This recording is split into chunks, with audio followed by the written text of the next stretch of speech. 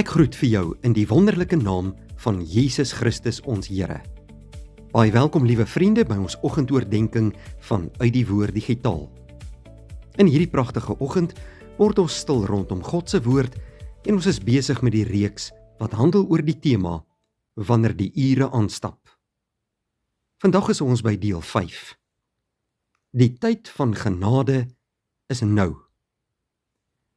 Ons skriflesing is 2 Korintiërs 6 vers 2. Paulus skryf: Kyk, nou is dit die tyd van die welbehae. Kyk, nou is dit die dag van heil. Ons leef maklik asof daar altyd nog tyd sal wees in 'n mens se lewe. Nog tyd om dinge met God reg te maak. Nog tyd om te vergewe. Nog tyd om ons lewe anders in te rig. Nog tyd om werklik erns met die Here te maak. Maar die Bybel plaas een woord voor ons vandag. En dit is die woord nou. Nou is dit die tyd van welbehae. Nou is dit die dag van redding. Ons staan vanoggend stil by 3 belangrike hoofpunte vanuit hierdie teks. En ons eerste punt is die volgende: God roep jou vandag. Paulus sê, nou is dit die tyd. Die Here roep ons nie om eendag na hom te luister nie. Hy roep ons vandag. Wanneer God deur sy woord met jou praat, moet jy jou hart nie verhard of sy stem uitsluit tot 'n gerieflike tyd in jou lewe nie. Ons weet nie hoeveel dae nog voor ons lê nie. Maar ons weet dat God ons hier en nou vandag roep om aan hom gehoorsaam te wees. Die vraag is daarom nie, wat sal ek eendag met my lewe doen nie? Die vraag vandag is, wat doen ek nou met God se roepstem? Die tweede punt van vandag. Verlossing kan nie uitgestel word nie. Paulus sê verder in ons teks, nou is dit die dag van redding.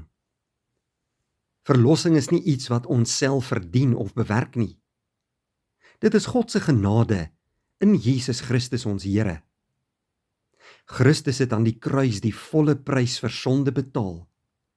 En hy roep sondaars om hulle te bekeer en in God te glo. Daarom is daar geen beter tyd, geliefdes, om na Jesus Christus toe te vlug as vandag, hier en nou nie. Moenie sê, wanneer my lewe eendag rustiger raak, of wanneer ek eendag ouer is, of wanneer ek gereed voel, sal ek my saak met Jesus regmaak nie. Jesus Christus is vandag die verlosser na wie jy geroep word. Die derde punt vir vandag. Gebruik vandag tot eer van God. As God jou vandag gegee het om te lewe, het hierdie dag betekenis. Daar is iemand wat jy vandag kan bemoedig. Daar is 'n gebed wat jy vandag vir iemand kan bid. Daar is sonde waarvan jy jou vandag kan bekeer. Daar is iemand wat jy vandag kan vergewe. Daar is 'n geleentheid om vandag vir Christus te leef.